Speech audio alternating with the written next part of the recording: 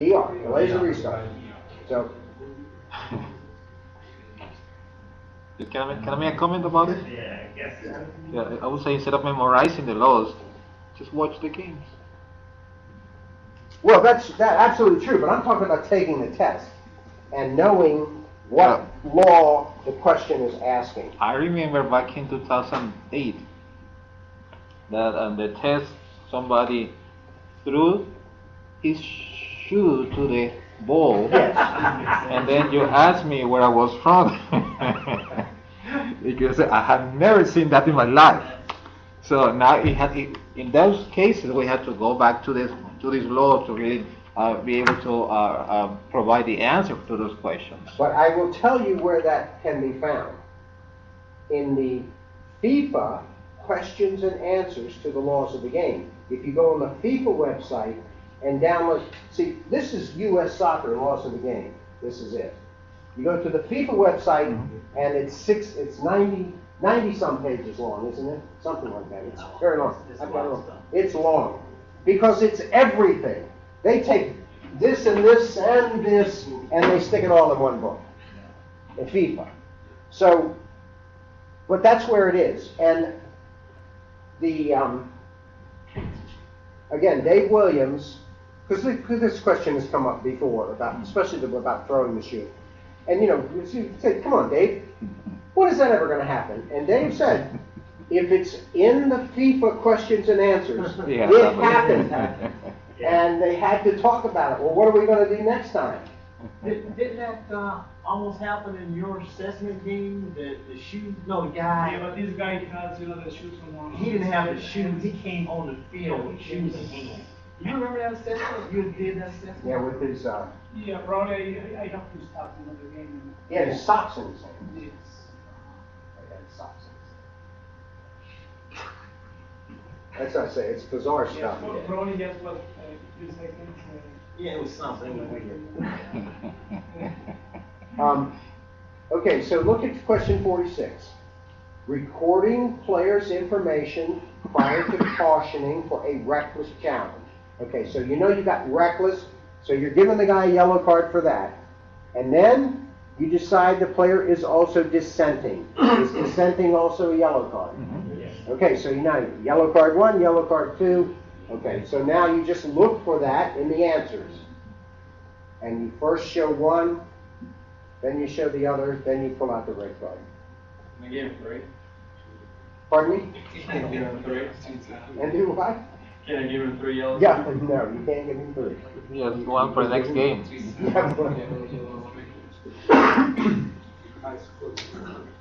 Okay, look at 47. And the second part of the question. Unfairly distracts or impedes the thrower.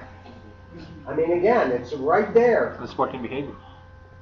Yeah, I mean, it's like I say, this is lifted right out of the laws. They don't even change the wording. So unfairly distracts or impedes the thrower.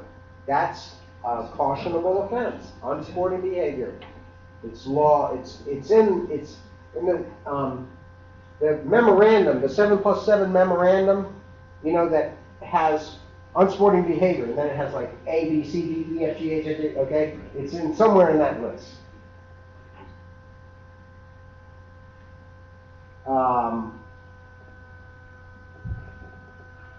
Okay, 48. This is not a law. That's what I was asking before. 12 violation. So immediately you know that it can't be A, B, or C because it's not a law 12 violation. It's a second touch violation on a kick. And so the answer is, for this incident, neither a caution nor a send-off is directed. Okay? That's what I'm saying. Letting the question direct you to the answer instead of putting yourself under a lot of pressure to, oh, what is the answer to that? What is the answer to that?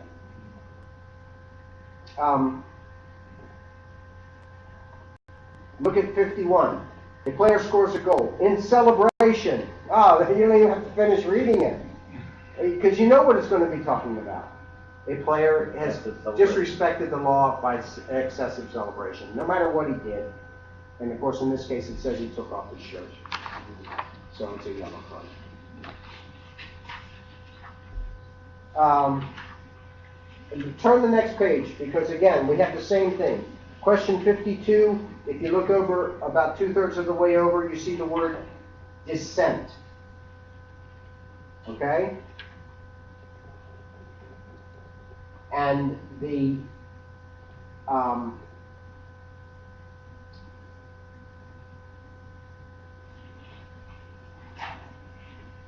the 10 reasons for a direct free kick, dissent is not one of them. But if you stop the game, it should be, I think in law 8, if you stop the game to issue a yellow card,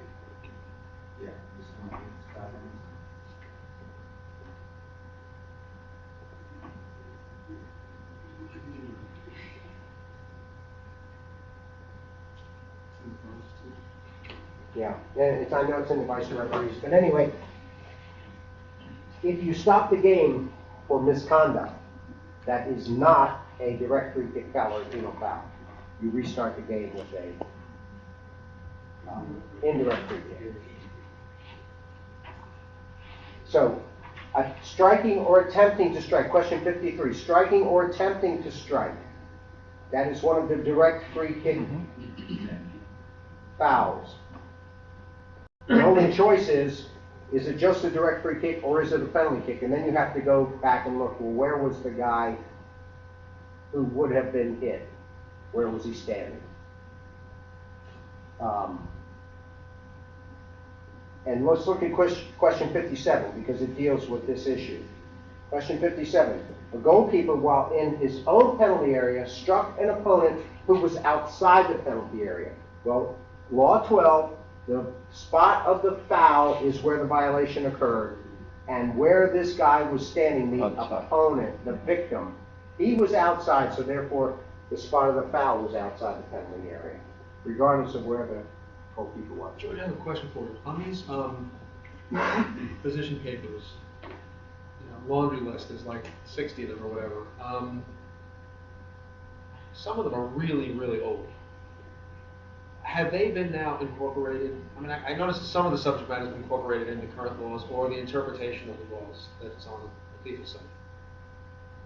If we just read the interpretation of the laws of the game, that just like the advice, isn't it that other one? Are all those in there? Can we stop reading those position papers and assume that everything that was in the interpretation of the laws of the game we know now? For up through grade 5, yes. When you go for a national badge, probably you need to study those. But up through grade 5, if you know this code, you're going to pass the test in the high 90s every time, all the way up through grade 5. So they're not necessarily totally enclosed, and there's some of them are, but they may not be.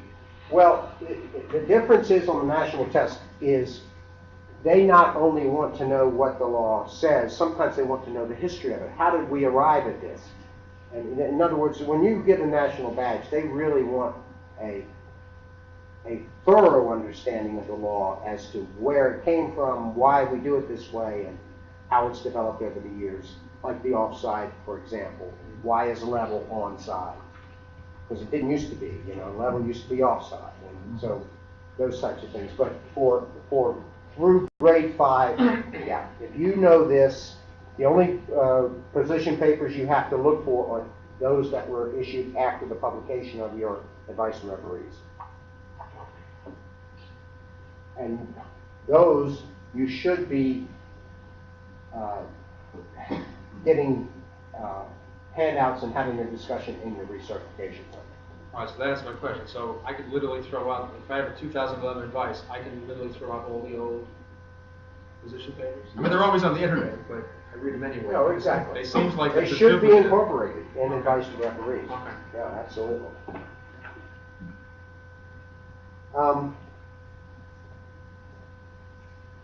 Okay. Look at question 59. This is impeding. It used to be called obstruction. It is now called impeding. And here is the key in this question.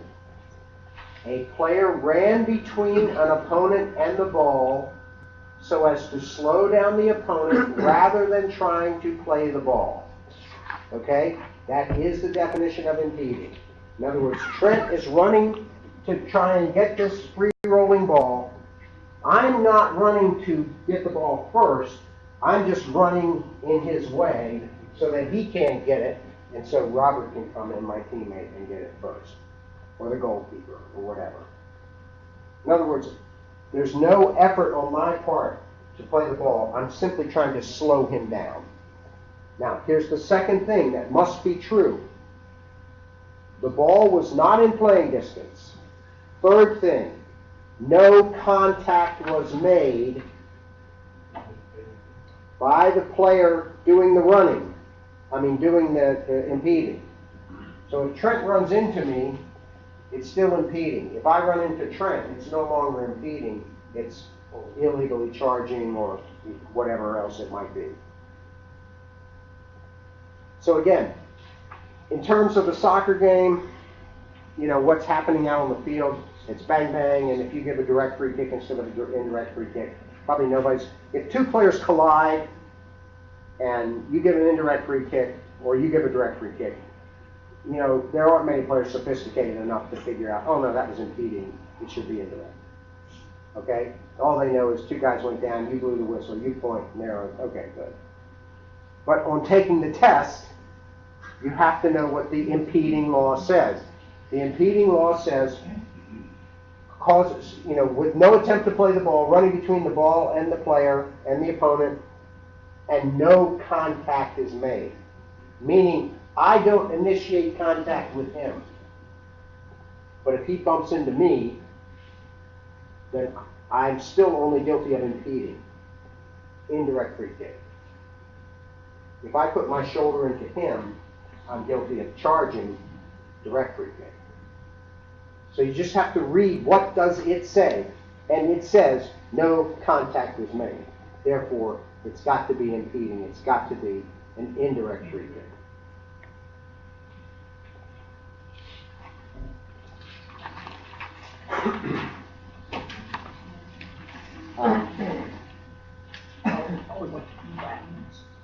At the end? At the end. Yeah, well, we're turning there because our time is running out.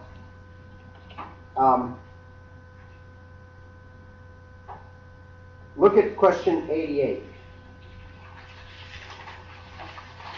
It's page 15, next to the last page. In the 59th minute, so first of all, who cares what minute it was? That's just, again, that's static. It's just static. Just ignore that. It doesn't matter. It means the game is still going on. That's all you need to know. You award a goal and restart the game with a kickoff. Okay, so you got this picture. Plays going on, goals, scored, back at the center circle. You're about to restart the game, or you restart the game with a kickoff. In the 61st minute, play is stopped for a goal kick. Again, doesn't matter why, play is stopped. While the ball is being retrieved, an assistant referee tells you that prior to the goal in the 59th minute, the ball had gone over the touchline. The question is, would you be guilty of a felony or a misdemeanor if you killed an assistant referee? This is only in high school, right? The key to the answer is right back in the first sentence. A goal was scored and you restarted the game. Therefore, that's it. Everything is wiped clean. That goal stands. Are you going to write it up in your match report? Yeah, you're going to have to. 2 minutes later, my assistant referee told me that the ball had gone in the touch for a throw-in, but I had already restarted the game. And then let the competition authorities decide what to do about it. But again, it's picking up these key phrases in these questions. Goal scored. I restart the game. And then you read on. Wait, 2 minutes later? Don't worry about it. Look at question 91.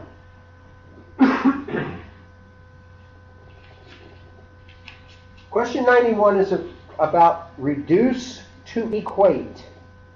Okay, remember that? Reduce to equate. The biggest problem we have with reduce to equate